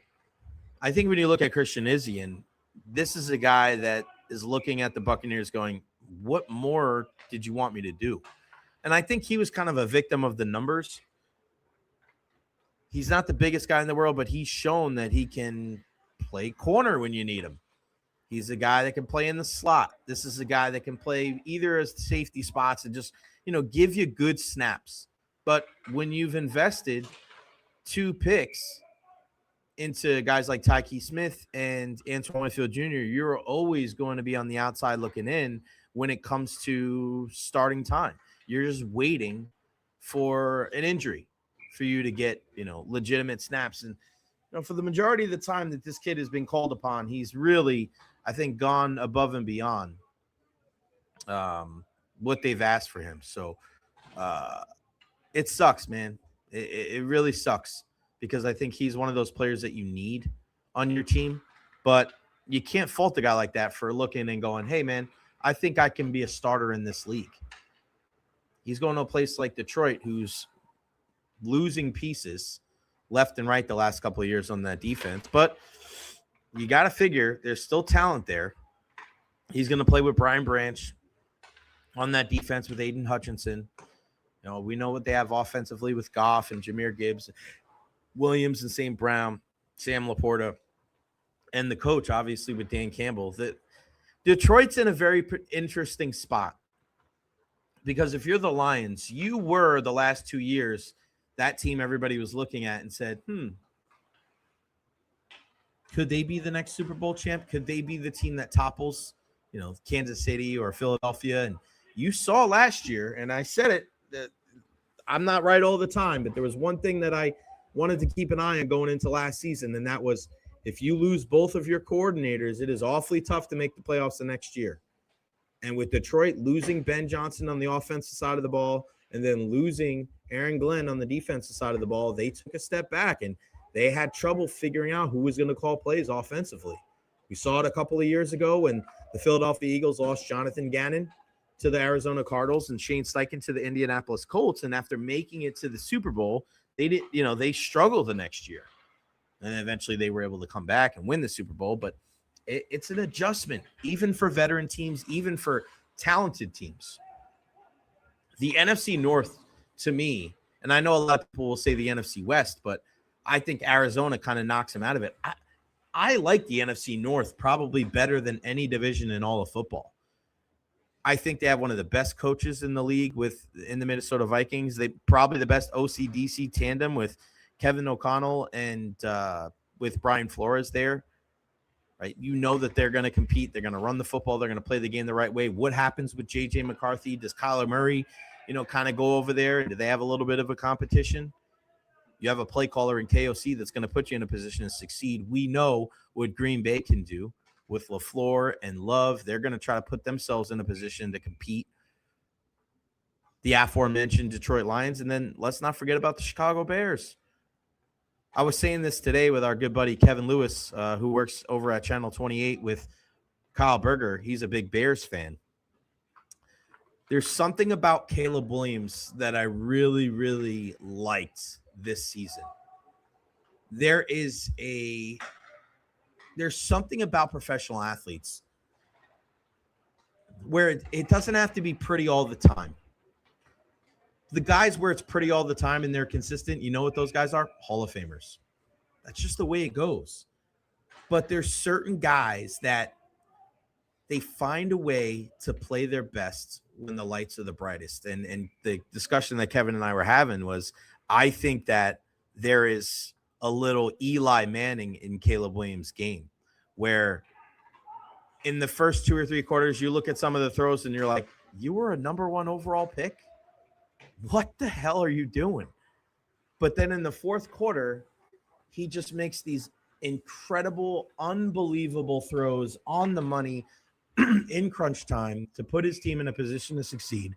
And I don't think you either have that. I don't think you can learn. I don't think you can develop that. I just think at times when you're at that level, when you can make plays at that time of the game, I think it's inherent. I think you have it or you don't. Doesn't mean you're going to be perfect all the time, but there's something about the calmness. There's something about the clutch gene.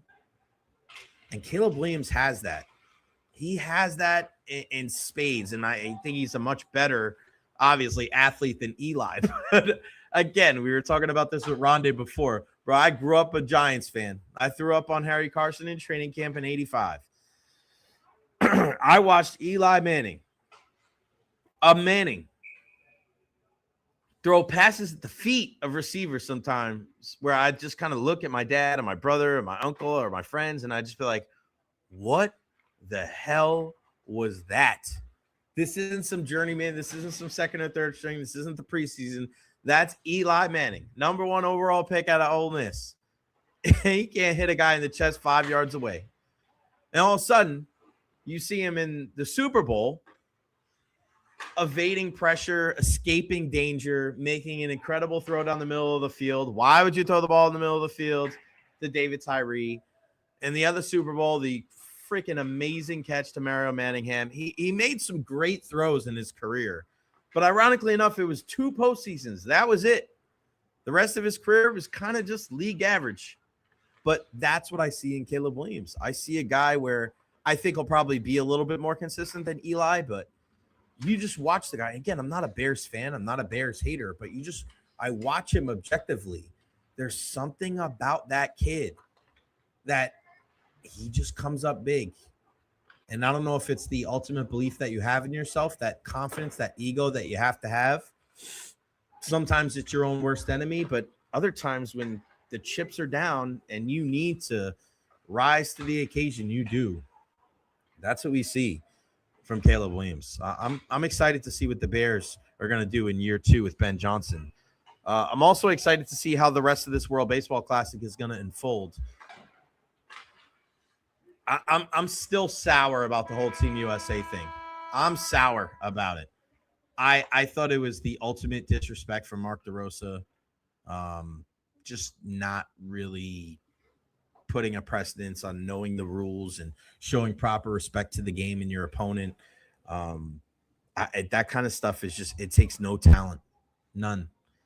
And is he alone when it comes to the blame? No, because a PR member, a member of the coaching staff, a member of the management, one of the players, somebody should have said something. So he's not alone when it comes to the blame. But again, you're the leader. The buck stops with you. If you want to blame somebody, you blame the guy at the top. I'm sorry. That's, it comes with the territory. Sorry, not sorry. That's just the way it goes. And you look at these other teams and you watch DR and Venezuela. What a game. Again, you heard Doc say Venezuela try to make a comeback there before the double play late.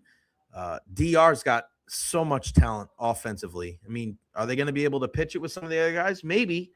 The energy is going to be there. They have to play stout defense. That's going to be one of the things that I think will keep them out, and why a team like Japan has come together and played well during the World Baseball Classics is their focus on fundamentals is just top notch. And when you are in a tournament like this, where you have moving parts and you may be kind of searching for chemistry and building that chemistry as the tournament goes on, the little things mean so much more. We know how much base running and defense and those little things like that matter when you get to the MLB postseason, but it's even more when you get to a tournament like this, because you don't have a sample size of 162 games of I know where this guy's going to be, or I know what kind of defensive replacements I'm going to make late in the game. Like, these guys are kind of learning their roster and how to utilize them on the fly, which is very difficult. And again, why it blows my mind why somebody like Mark DeRosa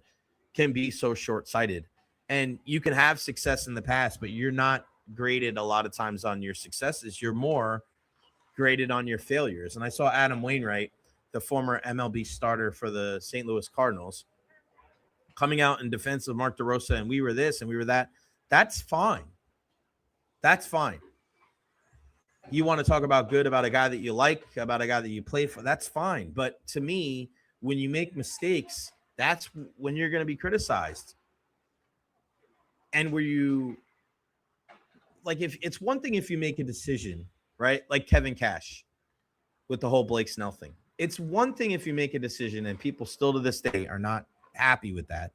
But even if you didn't agree with it, you kind of understood it, right? I'm in that camp. I didn't agree with it because I feel like you got to go with your gut. And I think you have to trust your eyes a little bit more. But you understand, like, this is the way that the Rays do it. We have a big problem in this world where we have a difficult time understanding things that we don't agree with. That's sad. And it's a really shallow way to look at things. That's why things are that's why the things that we deal with in life separate and keep people apart so easily, because people can't look beyond their own perception and their own point of view, that's a problem. And we see that highlighted in sports. Just because you don't agree with it, right? You think about understanding versus agreeing. That's two different things. But one thing, even if I don't understand, or excuse me, even if I don't agree with the whole Kevin Cash, Blake Snell thing, I understand it. I get it. I don't agree with it. But it's not for lack of preparation. It wasn't because he wasn't ready for that moment to make that decision. He was ready to make that decision. You may not have agreed with it, but all of the data, their data, backed up that decision. Do we rely too much on data? 100%. But there was a rationale to it. There's no rationale for Mark DeRosa acting like that and treating this situation like that. There's no excuse at all. And the USA is very lucky that this is the way everything turned out. Because if not, they'd be the laughing stock of baseball. And it would have put such a sour note on the entire tournament. Because listen, to be honest with you, the most important thing about the World Baseball Classic, and I know people don't want to hear this, but the most important thing about the World Baseball Classic is that Team USA wins. That is how you're going to keep the attention at an all-time high. That is how you're going to get people to tune back in the next tournament. That's how you're going to build off of the success and the attention and the excitement off the Olympics, is if Team USA wins. If Team Japan wins, it's like, all right, they won again. Tip your hat and move on. I don't know if that's necessarily going to grow the game in this country. If DR wins or PR wins or Venezuela wins, like if any of those teams win, I don't know if that's necessarily growing the game in our country. It's going to mean more to them because it means so much to those players from the Latin American countries to represent their country. There's no question whether Juan Soto is playing for the Dominican Republic or not. It's not even an option. You know it.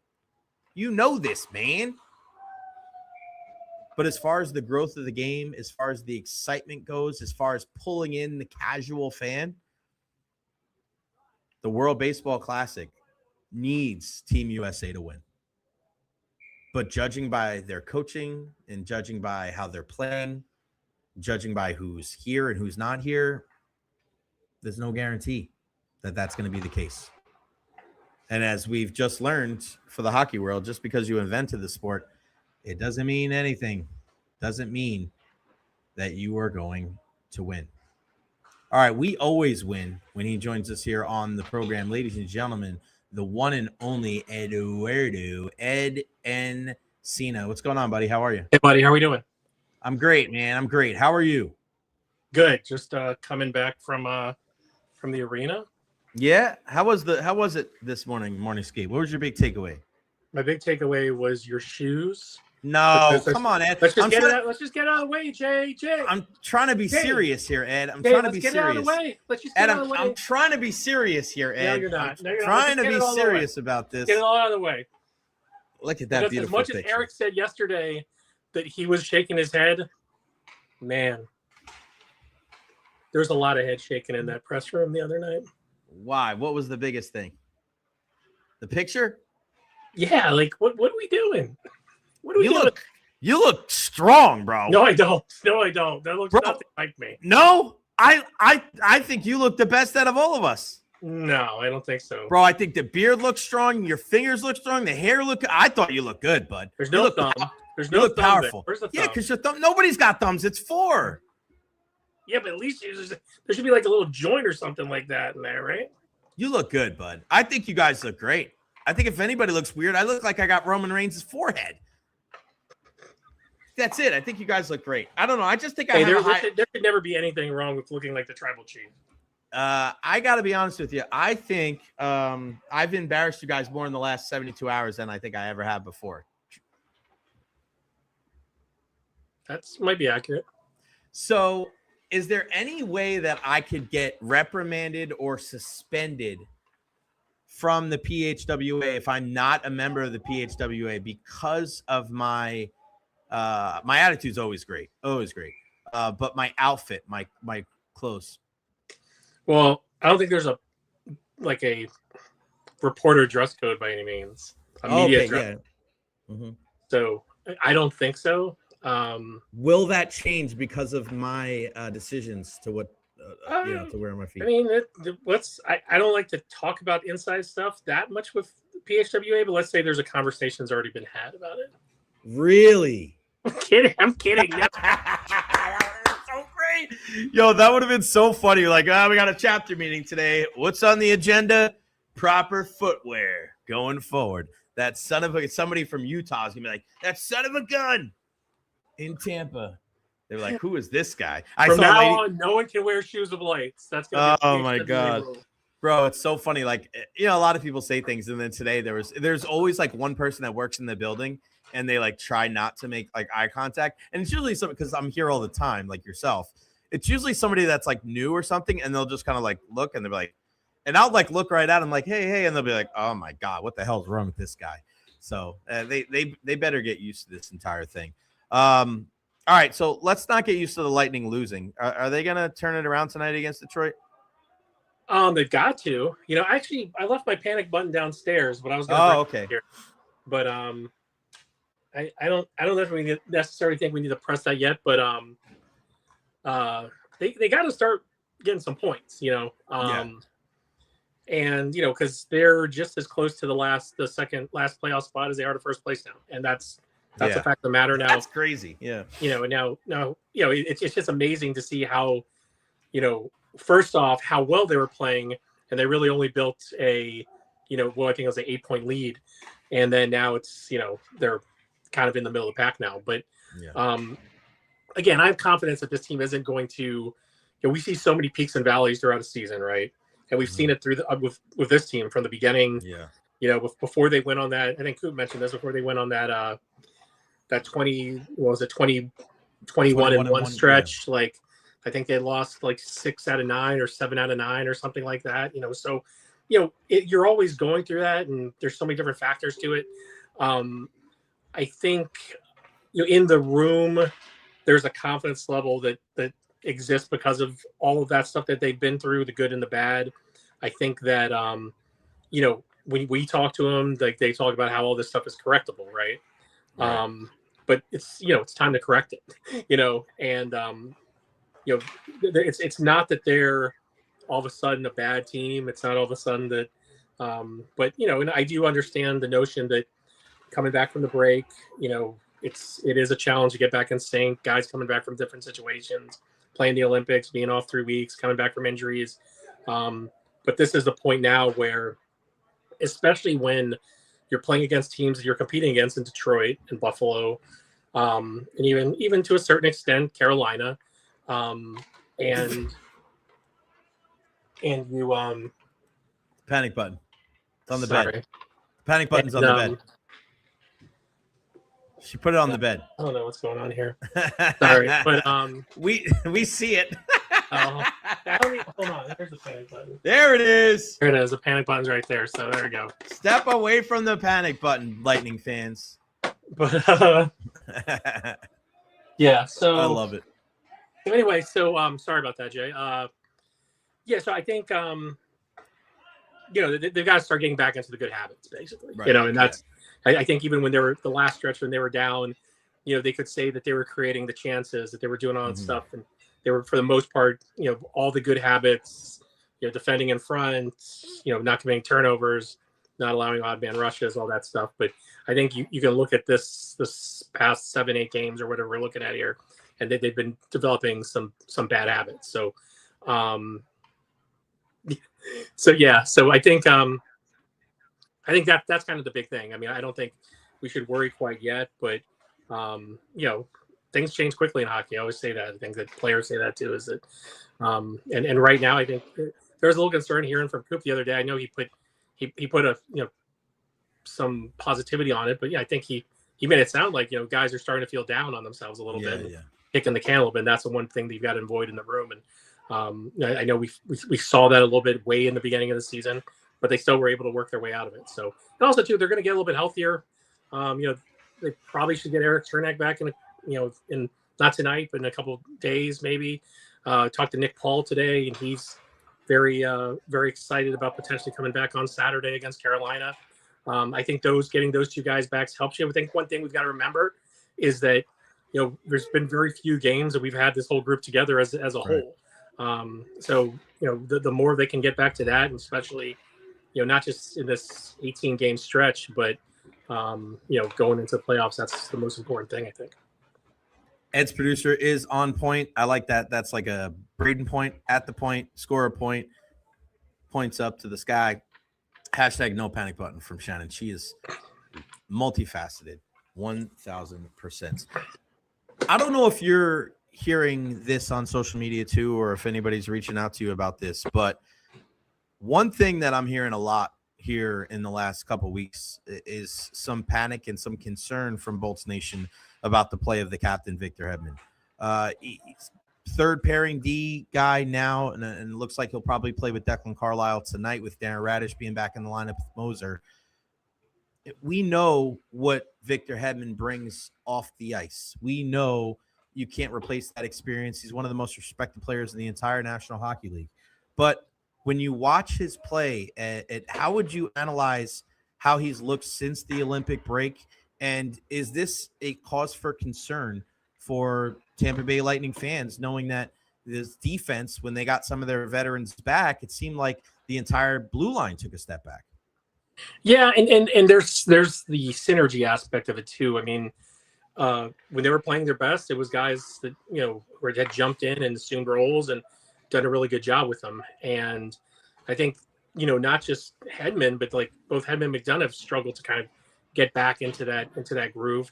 I've talked to people and they've told me that like one thing you've got to keep in mind is that these guys both missed about more than 30 games, right? And that there is a in hockey, much like we saw Andrei Vasilevsky a couple years ago when he got injured and at the beginning of the season and came back, I think 20 games in, that was not the Andrei Vasilevsky that we were used to seeing early on. And over time, we gradually started to see that. I think the big thing, in that same vein from both of those guys is just seeing the improvement, it's like starting to see that, and so I think there's definitely a spotlight on Victor because, back,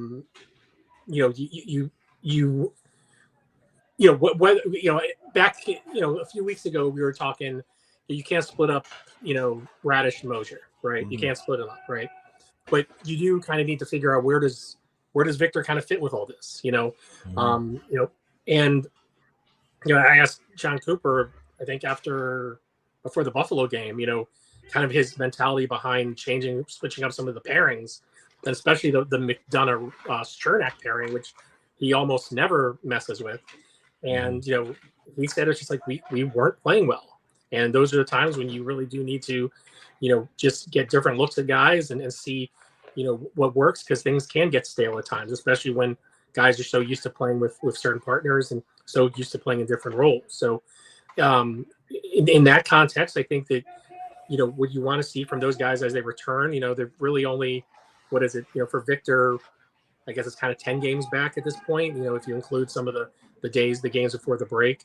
Kind of the same thing with Mac is, you have seen, the other day you saw, I think Victor played 22 minutes. I think Eric mentioned that yesterday, but, that was also without Darren. That was without, Chernak, some other guys who might, be playing in different roles. But, I do think the other part of this too is some of these younger guys have embraced different roles. You have an Amelia Lilleberg who can play both ways.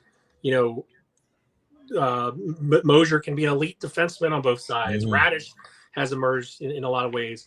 But let's not get away from the fact that some of those guys haven't played well as they were before the break either.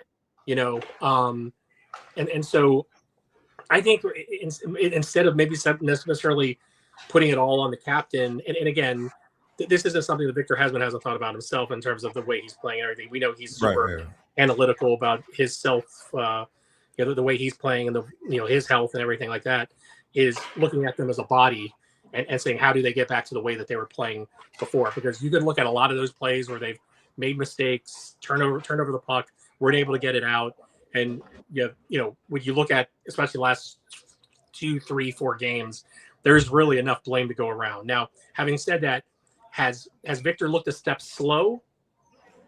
Certainly. But again, I think it's too early to point to that to say, well, should we have this big concern about Victor Hedman because there's 3 years left on his contract and we're paying him, $8 million. I think that it's not time to press that yet, but it's certainly something to watch as we move forward, especially going into the playoffs. Was it because of this guy? Is it because of him? Is it because of Danhausen? Ed, you don't tweet at me a lot, but you tweeted me about Danhausen. I've always loved Danhausen. Always been a big Danhausen fan.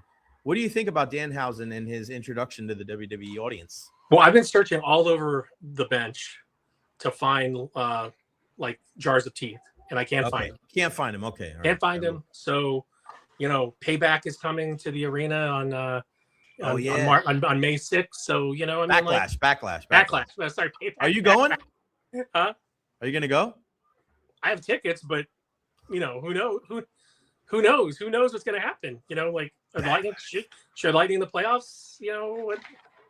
Right. I got them ahead of time, but if Smart. I can't go, I'll sell them or something like that. Attaboy. But yeah, Danhausen, it's just coincidence. I mean, it's just kind of weird, I think what are they 1-5-1 since the debut of Danhausen, the WWE debut of Danhausen, and he's out here cursing everyone. So what makes us think that he's not flipping through channels somewhere and You're right. he gets maybe he's the subscriber to Script Sports.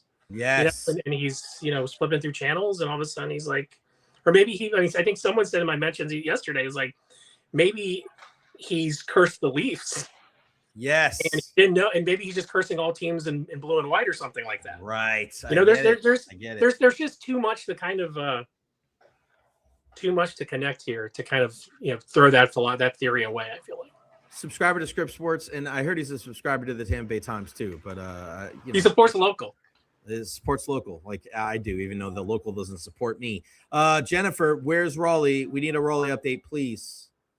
I don't know. Raleigh, I feel is he mad at you? He's upstairs here somewhere, but I think he's napping on upstairs somewhere. But he's just not. He's not high energy today. I don't know if we want him on. Ed, what do you think the forward lines are going to be tonight? Ooh, well,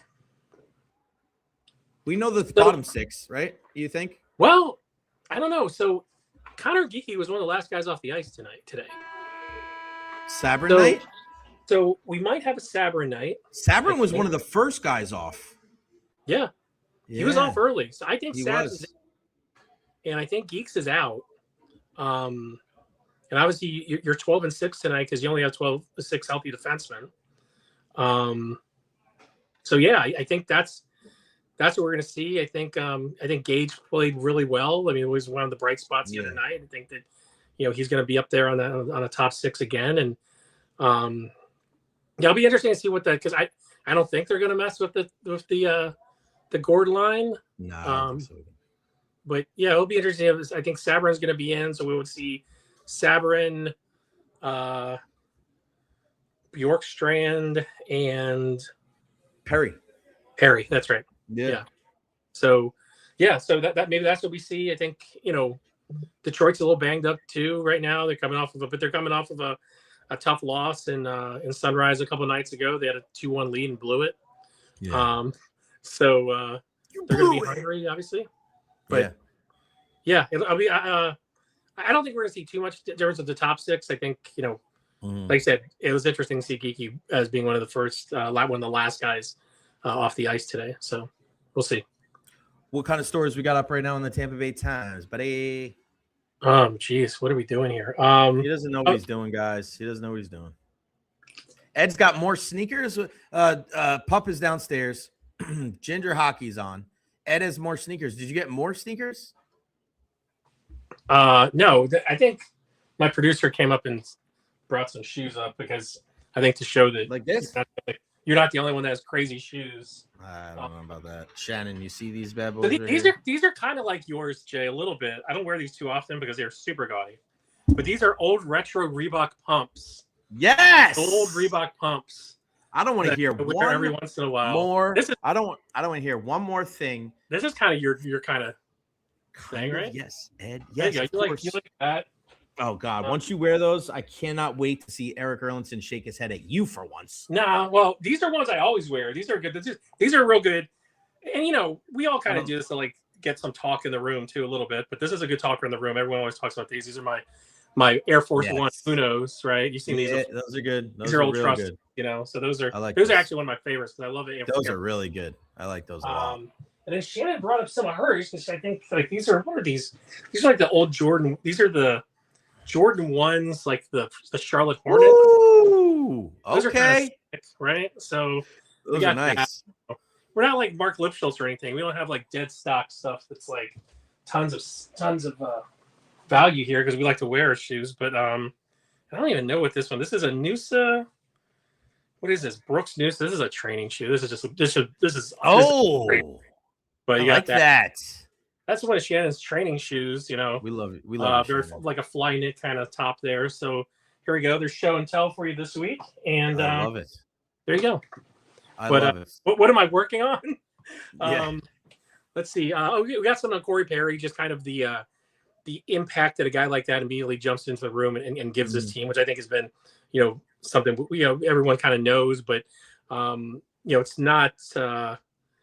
And everyone knows this guy wants to win, right? And that's a big part of why he decided to come back to Tampa, and he sees that there's a big part of it. But I do think that there is a certain element that just the way he acts and the way he is in a room definitely kind of rubs off on other guys, both veterans and younger guys. I think it was on the broadcast, but I talked to Geeks a little bit about how he was thrilled to be playing on a line with him to start off when Perry played his first game in Toronto, and just about how he's just constantly like he's studied his game for years, ever since I think when he was in Winnipeg in juniors. One of his coaches told him like, I think you've got a game like Corey Perry, and everyone. And he was like, at first you're like, oh man, like he doesn't say like Draisaitl or McDavid or something like that, but he actually watched the way Perry plays and was like, yeah, I mean, I'd love to play like that. And obviously we all think of Connor Geeky and his future as being this big time goal scorer, but he's got that kind of game to him too. So, and Corey Perry's been scoring goals too. So so far for this team. So, so something on him and what he's kind of added, and what else here. We're going to be, go on the road, have some late night gamers next week. So yeah, buddy, 10 o'clocks, 9 o'clocks and stuff like that. So everyone better be staying up to read those at 2 o'clock in the morning on TampaBay.com. So can't wait. Subscribe, support local, even if they don't support me and my sneaker collection. All right. I'll give you 2 minutes to flip the script on me. I don't know what you were saying today. You said that I always like put you on the spot with your family. Do you need to flip the script on me at all? What do you got to do? Or no, is that just right? I just think that Jay, you are just a valued member of the Tampa Bay media corps, and it's just amazing every day because I know you are going to come into the room smiling, and you always want to keep everyone kind of on edge a little bit, not on edge in a bad way, like on edge in terms of like, surprise someone with something special. So I really don't think that people understand how much your dress has affected just the way everyone lives. You know what I mean? Like when you're gone, Jay, the security guys like the lead us into the room, they're like, where's Jay? Like, where's the other guys? Some of the cops here, they're like, they just called you Shoes. Yeah, where's like, Shoes? Where's Shoes at? There's one time when like you weren't there, and you asked where's Jay. I was like, I don't know. I'm not his babysitter. And then someone else comes up and they're like, where's Shoes? And then another cop comes up and he's like, to the other guy, where's your friend's Shoes? So, I think everyone should just be very aware that like we're not gifted with guys with Jay Recher very often in beats because they can be very intense and people getting super uber competitive and all this stuff. And I do think, you know, Pat Maroon talked about the other day is, I do think there is a difference to guys to playing in a room where you have 26 guys walking around you every day versus one where it's just a little bit smaller than like ours. That's like, I don't know how many are in every day. I think I think you mentioned 4 maybe, right? But I think there is a difference to that. Guys, I think guys are much more comfortable, and it's not like we're easy on them. Like we're talking about what's wrong with them right now, but there's no doubt that there's an added pressure to playing in Toronto, you know what I mean? But I do think that when I've always been of the ilk, and sometimes, and this is also from coming from baseball, where you always have, I'm taking more than 2 minutes on this too, but where you're around guys so often, you're around them every single day, and you do develop these relationships with them, the talking relationships, when you see them, you ask them, did your parents get to see you play the other day? Or, how's the family doing? How's, where have you bought a house? Have you settled in? Stuff like that. And I don't necessarily know in Toronto whether a lot of those guys are having those kind of conversations with some of the guys they cover. And I think that helps us. I think that helps the players. So there it is, as much as I think Pat kind of took a little bit of a heat over that, but I do think there's there's like you said, I'm not saying this is why guys come to Tampa to play because they have to deal with less media or anything like that. But there's something to all of that. The environment. It could be. You never know. Like I think about that too. And I mean, no bigger example than Kucherov. Like, why would he ever want to leave? Like, you know what I mean? Like, I'm sure he looks at Panarin and, what's Panarin, but Shesterkin sometimes. And he's just like, I don't got to deal with that. You know what I mean? Like, God, because listen, if Kucherov was in another market, those guys would hound their PR guys. When are we going to talk to Kucherov? Can we talk to Kucherov? Can we get Kucherov this week? I mean, you being the head of the PHWA down here, like, and I've seen you do this over the years, and we're very, you're very particular about when we talk to Nikita Kucherov, right? It's a big night. It's a big achievement. Obviously we know the standard. You get him at the beginning of the year. You get him at the end of the year. You might get him on the podium there, in the playoffs. But as far as like talking to a guy like that, we're very, and you lead the way, you're very selective on like, all right, we got to talk to him because he's the main story today and he's the guy that we need to hear from. And I think when people go back and forth about the Kucherov thing and it becomes a story unto itself because of his interesting response to the media questions. But anybody that says like, oh, you guys are hard on him, like it could be a lot worse for Nikita Kucherov in Tampa Bay, Ed.